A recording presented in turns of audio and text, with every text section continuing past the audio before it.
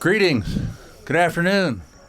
I'm Tom O'Grady from the Southeast Ohio History Center, and I have no big messages to give today. I just, this mural's all about helping all of us in this region learn more about the rich heritage of this region where Ohio began. The more you learn about Southeast Ohio history, the more you learn about American history and world history. And so we're going to, with the upcoming semi-quincentennial, is that what it's called? We're going to get a start. So I'm going to first off introduce Chris Hurtubise. She's from the America 250 Ohio Commission, is that right? Yeah. And she was instrumental behind getting this mural put on the barn. And before I get started, I'd like to thank Martha and Wayne Caldwell for allowing us to use their barn as a canvas for this amazing story. So Chris, step right up. Thank you. Am I still on? Okay, great. Hi, everybody. Thank you so much for including me and us today.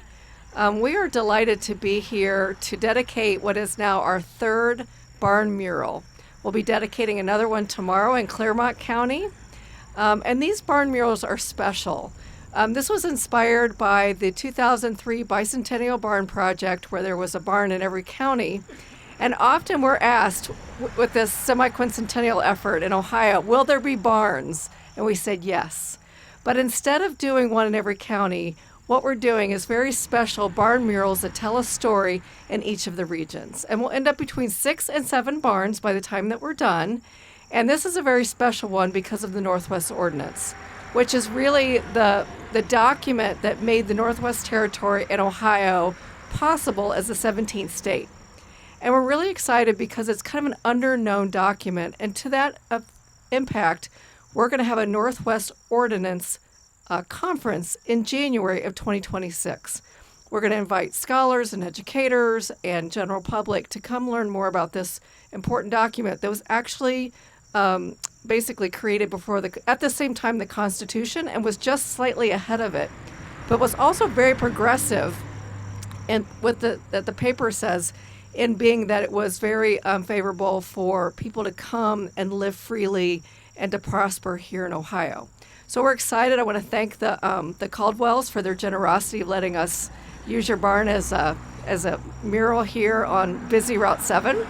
And also I want to thank you, Tom, for your support. And I have a little, if you'll come over for a second. Nancy, can you hold this for a sec? Sure. I'd like to present to you the certificate.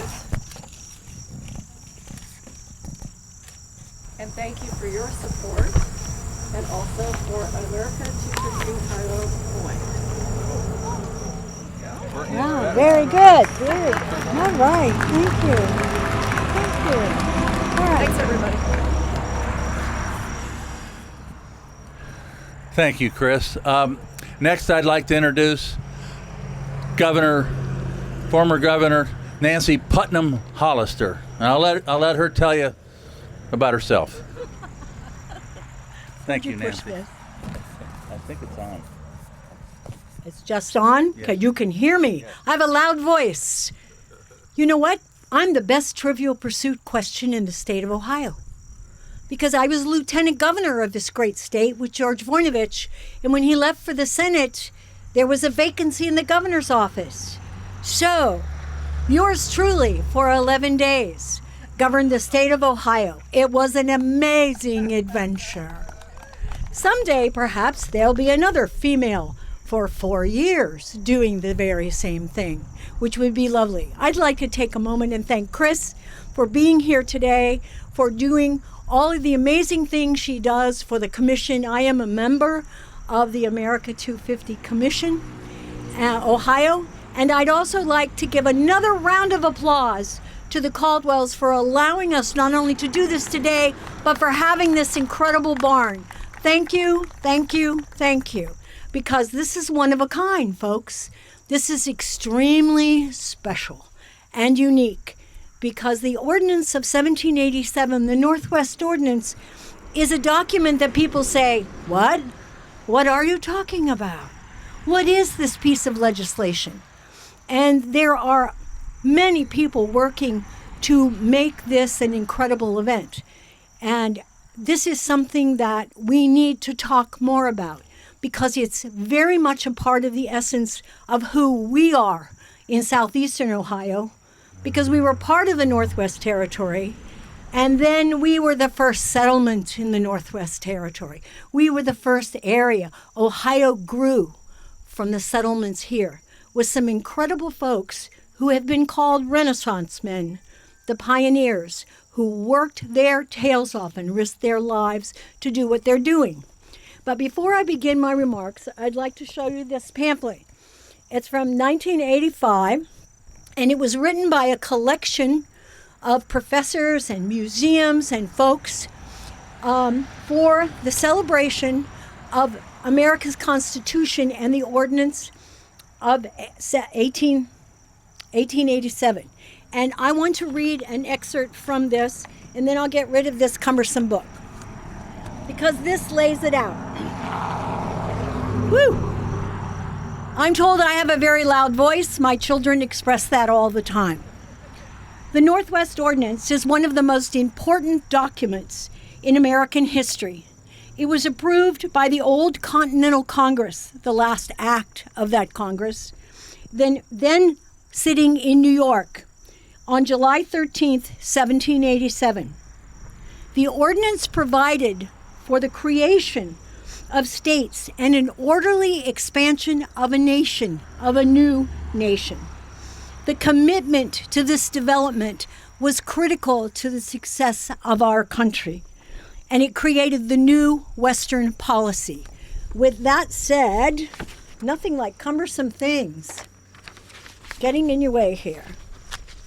This was thought out. This ordinance was put into effect and drafted as legislation to keep the Spanish and the British out. The Ohio country was well known, and it was also thought that the nation had to expand. It had to grow, or else we were going to have the British and the Spanish right in our backyard, which is not something we wanted. This was a planned expansion, and it also laid out the principles of government for a territory that created a unity among the states. So it had many, many purposes. And the articles in this legislation allowed for public education for all, which was incredible and a first. It also gave property rights to women. It established a judicial system. It established township government. It was amazing. It was a blueprint for this country and who we were and who we were to become. So very, very important to all of us.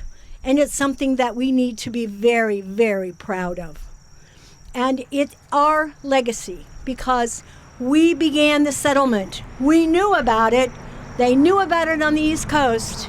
But can you imagine the absolute gumption, the excitement, the imagination, all the things that took place with the people who agreed to come here because they were given land to settle and create towns.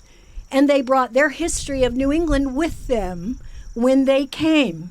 So many of the towns in Meigs and Athens County, whether it be Tuppers Plains or Rutland or Amesville or all of these wonderful communities, have a great New England history also. And the people came here and forged a home and a foundation out of an absolute wilderness. And it is a legacy that we need to continue to remember at all times because it represents who we were and who we were to become, who we are today, and who we can be tomorrow. And this is a message that needs to resonate with our young people, with all ages of the citizens who live in this part of Ohio. So we have something to be proud of and something to celebrate. And it's been my absolute pleasure, I don't talk long, folks, that to give you a short history lesson to let you know that please remember, be aware, study, read, of the Ordinance of 1787, the Northwest Ordinance, creating your home and your history and where you live. Because, quite frankly, Ohio's the heart of it all. But, folks, southeastern Ohio is the start of it all. Thank you.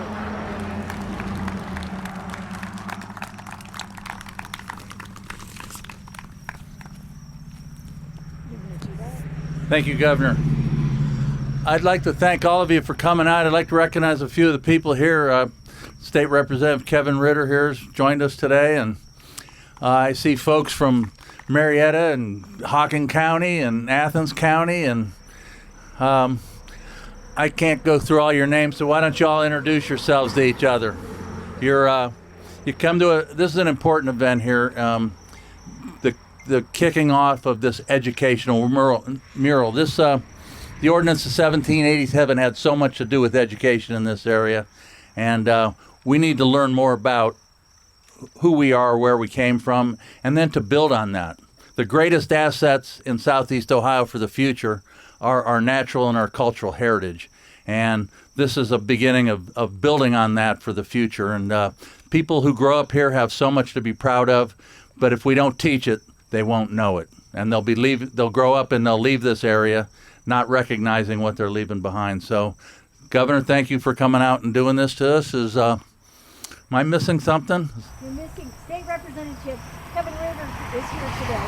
Yeah. I know Kevin, and believe you me, he is a man of history. Step up here, And would like to State say- Representative. You must have a remark or two you can make. I could make something up. Okay. Sure. Well, we just heard from one governor. What I'd like to do real briefly is tell you the story of another governor. This 250-year observance goes all the way back to 1776. And as I was driving over today, I was thinking about the 56 signers of the Declaration of Independence. One of the gentlemen that signed that document was the former governor of Virginia, Thomas Nelson. And I just want to tell you his story quickly because it is important that we learn these stories and we learn the history.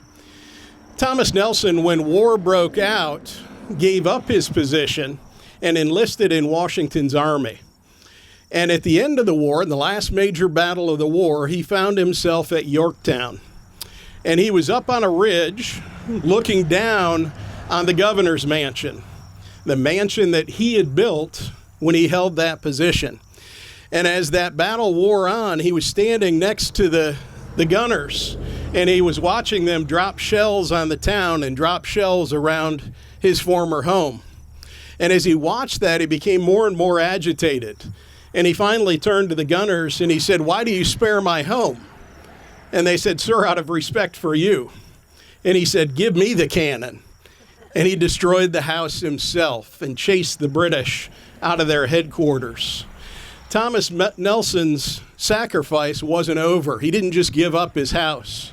But during the war, he had pledged his land to raise over $2 million for the revolutionary cause. When the war was over, a newer peacetime Congress didn't honor that debt. And former Governor Nelson died at age 50, penniless. He's only one of the 56 that gave their lives, their fortunes, and their sacred honor, so that we can enjoy a celebration like the one we're enjoying today. So I would encourage you to keep those folks in mind, read about them, share those stories with those around you. Thanks so much for being here this afternoon. Thank you to Tom O'Grady. Thank you to Ohio History, to the committee that put this together, and of course to our former governor. If you would, give her another round of applause. Thank you, Representative. You know, if I could just add, since we went off target for the Constitution here a bit, this is just one of two important documents that are related to this area here. Down in where the Hocking River hits the Ohio not far from here, a few years earlier, in 1774, some militia men who had come here with Lord Dunmore, they passed a resolution called the Fort Gower Resolves. And one of those resolutions is considered by many academics to be one of America's, or maybe America's, first Declaration of Independence. It was voted on and approved by fellas 18 months before Jefferson penned his. It inspired other resolutions, so it was a thing that was going on as Jefferson was working on his. So the history that comes out of this region right surrounding us is richer than most of us know, and we need to see some of that kind of inspiration and leadership as we move forward in America, because that's where we've come from and our history defines us. So that's who we need to continue to become. So thank you all for coming out today. I appreciate it. Thank you. Thank you, Mr. and Mrs. Caldwell. Yeah. Oh, yes. Stepped on here with the militia or the Minutemen. Is that who you said you were? Yes, sir. Yes. Maybe I can let some of you guys explain yourselves here. Well, I represent the Sons of the American Revolution, or Revolutionary War. What I'm wearing is a regimental uniform from Maryland. So the facings were different depending on what state you was from. But I'm from West Virginia. I'm the president of the West Virginia Society, Sons of the American Revolution. So we'd like to invite everybody here, men, to join the Sons of the American Revolution. And all you need to do is prove an ancestor that fought in the American Revolution or did something to help the revolution. Thanks. Thank you. Good afternoon. My name's Bobby Fitzgerald. I'm the president of the Marietta chapter of the Sons of the American Revolution. I am a militiaman. So the colonial militia, my ancestry starts from 2nd Rhode Island militia, which was a all-black unit, but the officers were white. So I've got a direct line from there. I did 23 years in the Army, so I just this is the way I need to be, just be a patriot as long as I can until God takes me. But thank you. Hello, my name is Mark LaFrance. I'm the president of the Captain James Neal chapter in Parkersburg, but I live in Constitution, Ohio, so not just down the road. Actually, I live on Route 7. I'm wearing a civilian outfit today because my uniform is at the dry cleaners right now. So like Bobby said, we do this to honor our forefathers, and I think it's important that we remember them because of them we have our freedoms today. So thank you. Thank you. Constitution, Ohio. That's isn't that where Ephraim Cutler lived? Pretty close, yeah. Pretty close to there. And his dad had a lot to do with putting together the Northwest Ordinance, and then Ephraim himself, once he got here, put a lot of effort. He came into the wilderness and slugged it out until he helped make his dad's vision a reality for the people who still live here today. So the story's just started with this, at least the recorded history of Ohio, and it's important. So we should dust off these old documents, the Northwest Ordinance and the Fort Gower Resolves, to find out how this all happened and where we came from. Give us a good guide to where we're headed. So again, thank you all for coming out today. We're not on the beaten track. Thank you. Thank you. Thank you. Thank you. Thank you. I appreciate you guys. Thank you.